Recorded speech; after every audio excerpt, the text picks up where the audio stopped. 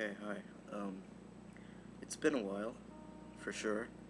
I've recorded a few of these, but they kind of haven't gone anywhere.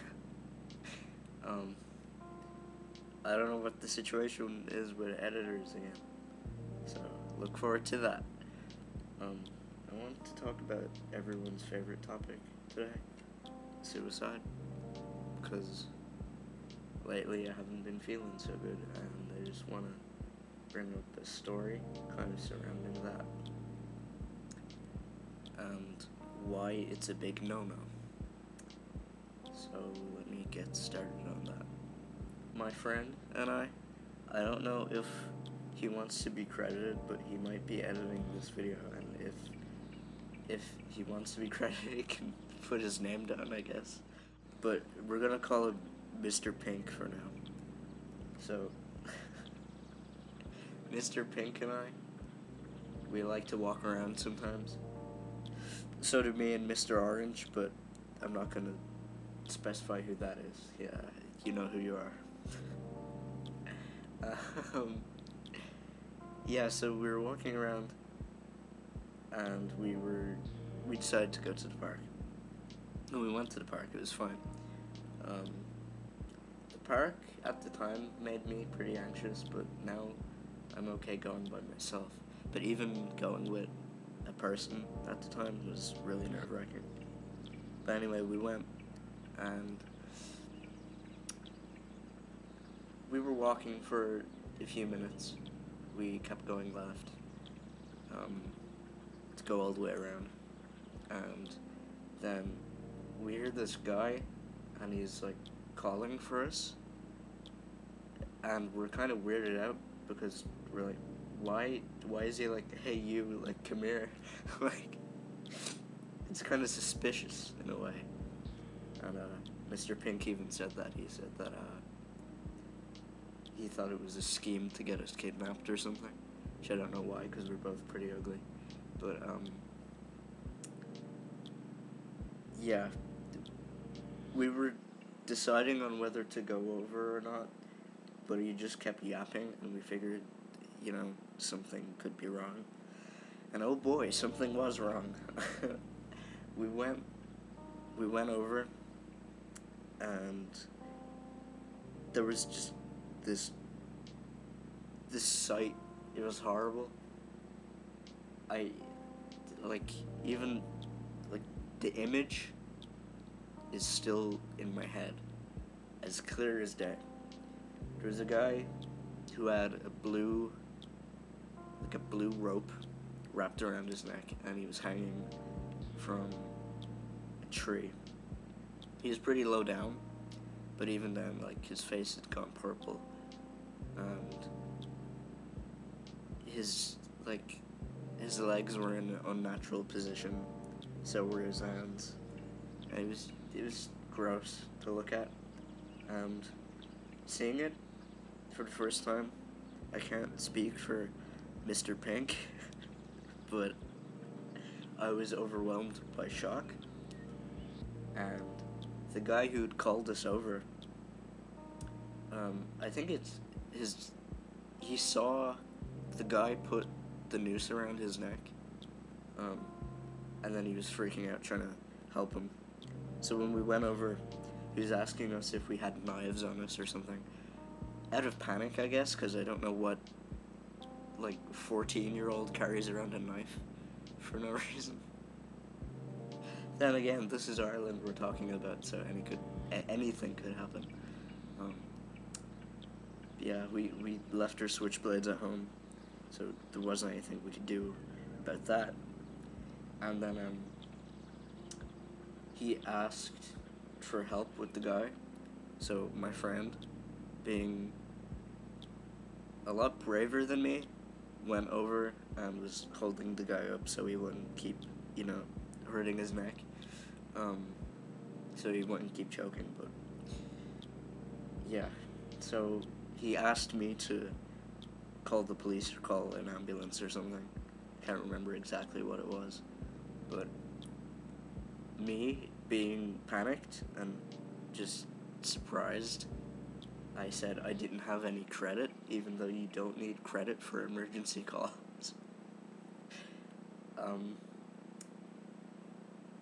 and then he was like, okay, take my phone. So then he called them, handed me the phone, and I talked to him and I told him the address. And, he told us to get out, basically, because there was nothing we could do. So he stayed with the guy, and he was hysterical. He was there with his dog, probably just bringing his dog on a walk, and then he came across that. We were just walking, and then we came across that too. So it wasn't a pleasant thing to see. It really fucks with you to see that. And as I said, it's like a year ago now, probably close to it, if not more. But it's still very clear in my head.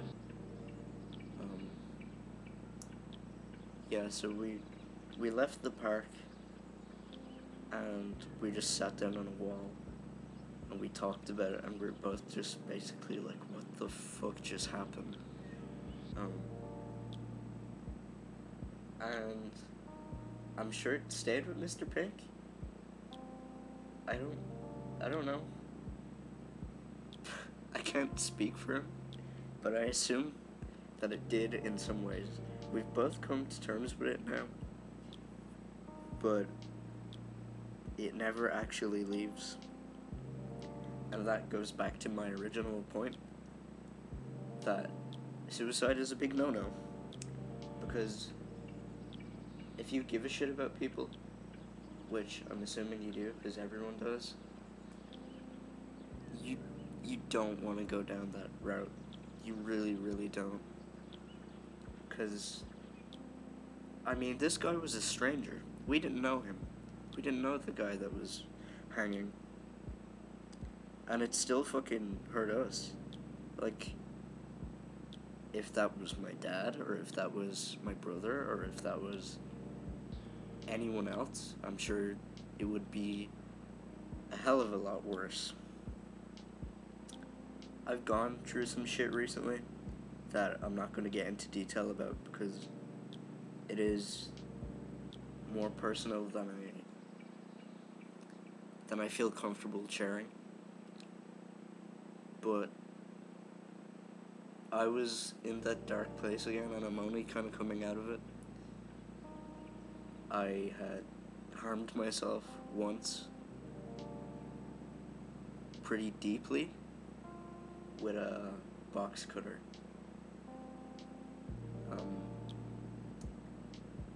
Yeah, this isn't your this isn't the usual family-friendly, happy-go-lucky content we have on the Calpolar channel. So yeah, I did that, and I was really thinking about ending it. I wrote a suicide note on Google Docs. I was going to send the link to one of my friends and then just end it.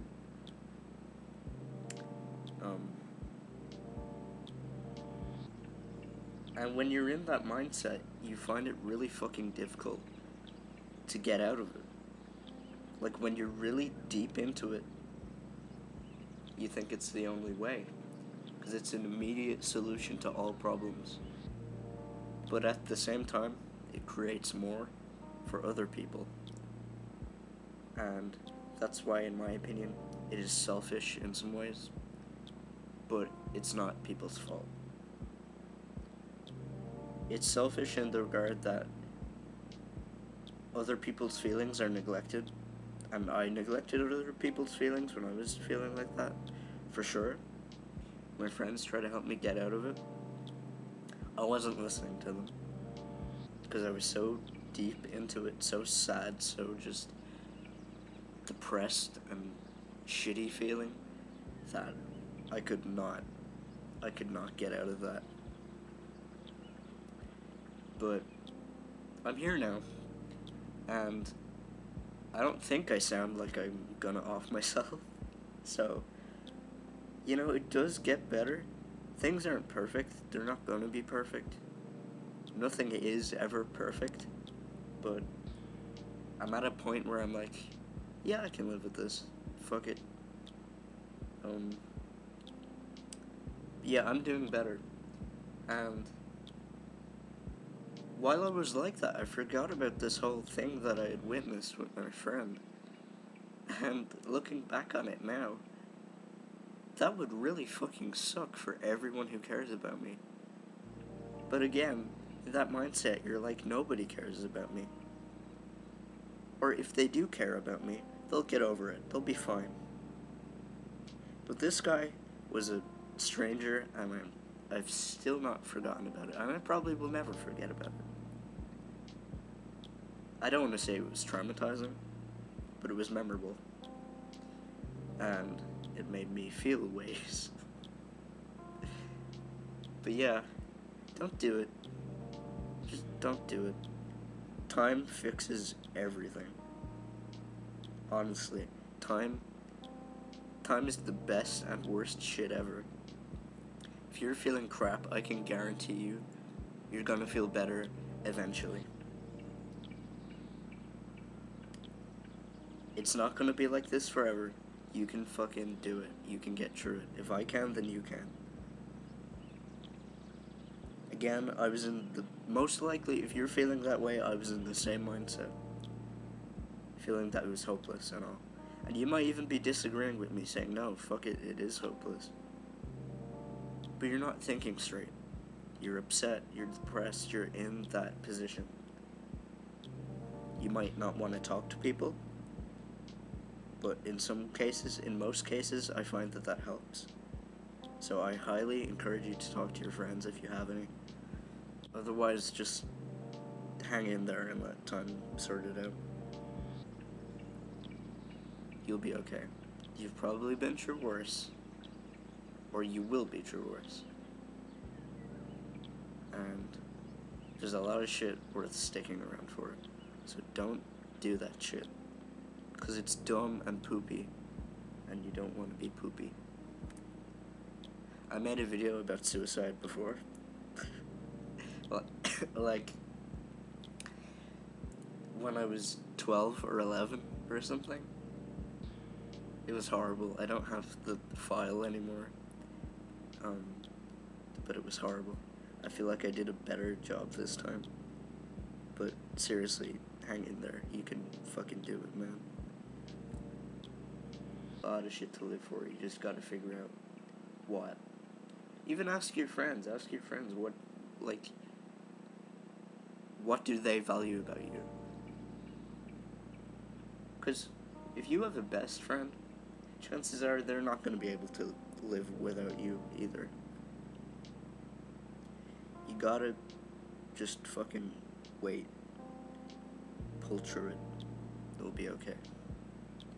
So if anyone's feeling like that, good luck. Otherwise, please help people out if they're feeling like that. Don't just be like, oh, they're begging for attention or something. Because I saw a post on Snapchat. Snapchat is a hellhole. It's fucking horrible. It's everything that's wrong with the world. But I'm still on it for some reason. Saw a post. Some American guy. Some 12-year-old fuckboy. He was like, why do girls always post on their stories, like, complaining about themselves and all? It's like, because people feel shit. People have feelings, believe it or not. And just because you don't feel the same doesn't mean you need to fucking complain about it. You know? It's a pain in the ass. Anyway, stay strong, everyone. This COVID-19 shit is almost over. Probably. But, yeah, wear your masks, drink lots of water, fucking stay safe. Right, I don't know how to start this, but yeah, I'm, Mr. Pink, the person editing this, and also, like, the person who's with Cal. Some people might know who I am as well. But yeah, I wasn't actually gonna do this. Like, they might put, like, say my little bit in it, but I think after watching it and editing it, I actually just want to kind of say something. And I just kind of want to give, like, my side. And I know, like, you've already heard Cal just talk about it, but, like, I'm just gonna talk about, like, the whole, like, situation kind of through my perspective. What what happened like was on that day was like obviously Cal makes these videos and like does all this for like the anxiety update, because like he obviously does suffer with like anxiety and like a lot of other stuff. Well, not a lot of other, but like other stuff as well. And then obviously he hasn't been to school, and like at this time it was bad. It was like the anxiety was bad. Like he said he couldn't even go out like to the park with another person. Like it was like, he couldn't, but like it was just really really hard. And then obviously like he had like I say not going to school, and then there was obviously trouble at home and all that. And then I just remember like that day, it was like there's a lot of stuff going on at home. Obviously not going to school, stuff from all this. I think at that point he was like he just needed to get out of the house, even for like crack me even for like 30 minutes or like an hour or something like that, just going to walk or just do some like.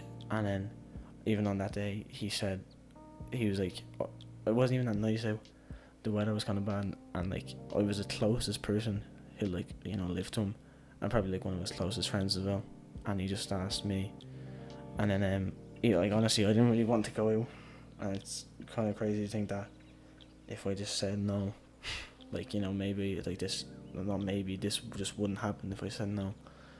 But I said yeah, because I couldn't just say no. Like I knew like I had to just say yeah. Like you couldn't just like kind of leave him there. That was just would have been it just would have been bad. It would have been it wasn't the right thing to do, and that wasn't right for me. Like I couldn't just not do that. So then yeah, we went out to the park. I think we just like walked around. I actually don't remember what happened, which way we walked, but I remember like we were just walking down, and I remember I was on like this happened like what you say, you're walking down and Carl was on the left and I was on the right, and where this all kind of took place was on the right. So I saw this like the fella like with the dog that like Carl mentioned, who like also tried to help. And I remember like I saw another person, and like he kind of looked like he was sitting down, and I kind of see his head like leaning up against a tree or just behind the tree, and I was like, oh, he's that's probably just me sitting there as well. Didn't really think much of it. I just kept walking. I turned like back around to see who, like if it was, or maybe I just did that. I don't really remember. Just turned around and I just saw like this fella with like the rope around his neck, his head up, then like just like his knee, like he was kind of like on his knees, and his legs were like all real weird. And I was just like, I looked straight and I just like, Cal, look behind us. He saw it and he was like, what the fuck? So we just like, then the fella ran over who was there. Maybe he's like saw, I'm not sure, like he either saw it happen or like maybe he just like caught him like right as like he fell, I don't know. But he was like, that's when he started calling us over, and for like 5 seconds I was like, is this real? Like I just stood there kind of like in shock. But then like pretty quickly I was just like, oh fuck, just go over and help. So obviously like that's what we did. And then I just tried to like, me and this fella were just trying to lift this fella. And it was like, this was another thing, like I remember like it was so weird because like this was either like someone who was like unconscious and was gonna die or was dead.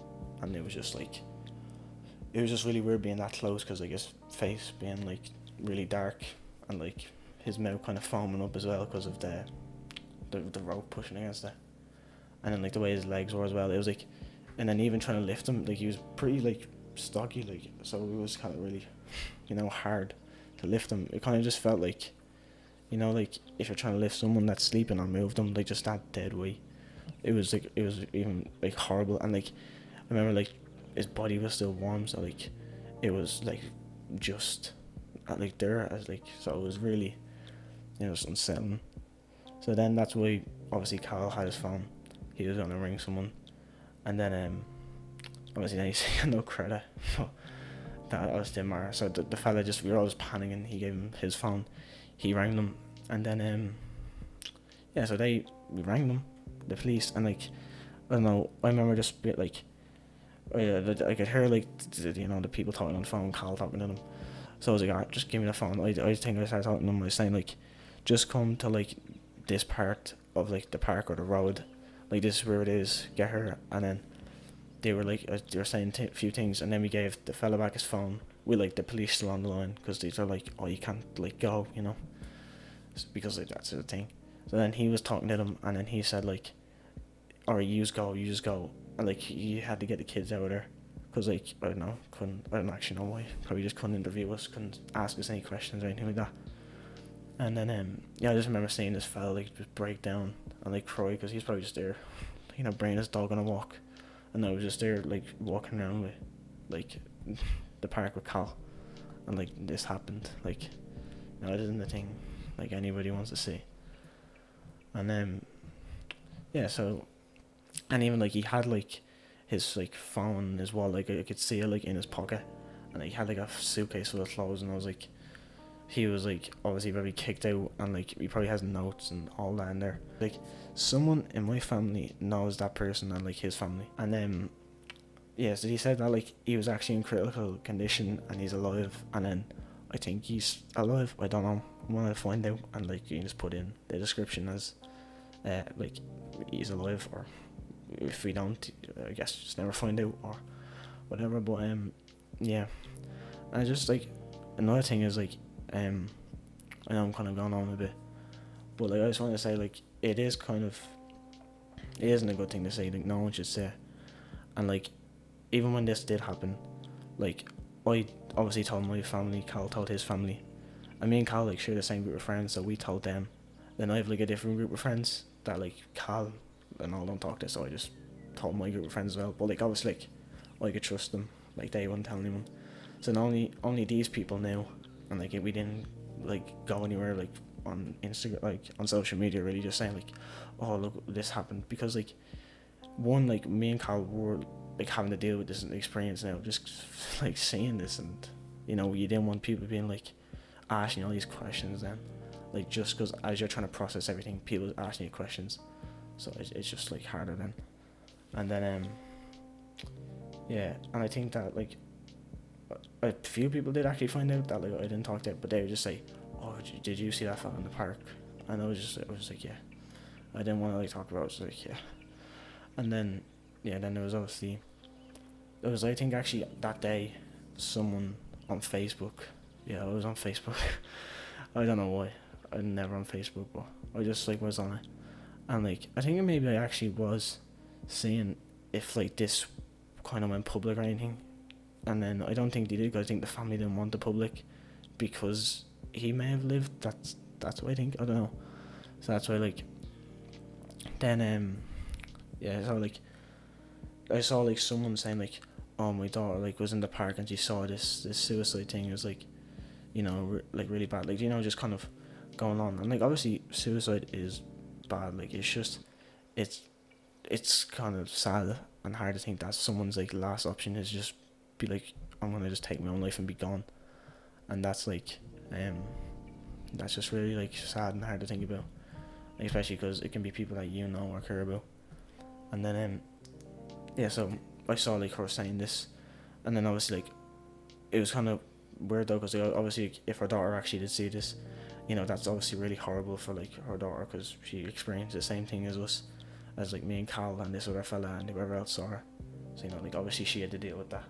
So like she's kind of in the same boat. And then but I kind of then like how it's like instantly, like people always go on about like, oh, how people who are suicidal just do it, they're not even suicidal, they just do it for attention. And then people who kill themselves, oh, it's so bad, it's a tragedy. But then like a lot of people forget about it, except the people in the family, they'll always remember that. But like then even people who like come across these people, like that woman didn't even happen to her, like it happened to her daughter, and she started saying like, oh, my poor daughter saw this. Like she instantly went on Facebook just to say this. And I get like obviously the message like, oh, I want to like look at suicide, and like people like a 20 something year old man doing this. But like you don't have to like just go on Facebook and say that, like it isn't, like you just, I don't know, I didn't like the way it was instantly. Now I get like it doesn't really make much sense now that like we're making a video on it, but I just feel like it's been over a year and like enough time has passed that like it isn't on my mind like all the time, and I just, if I think about it, I can't sleep or anything like that. It's kind of just like a memory now, and it's like, yeah, that was pretty fucked, but like there's nothing we can do. Like it happened, and you just have to live with it and deal with it. I just wanted to just like say my kind of feeling it, and yeah, just kind of like maybe look for like signs as well, like of people if they're trying to, even if like just not even like look for signs, just be nice to people. Like you never know like when if you just help someone a little could make it like a big difference. So yeah, that's my little bit. I hope you enjoyed this highly edited video that I put so much effort into. All right, Schwangefach.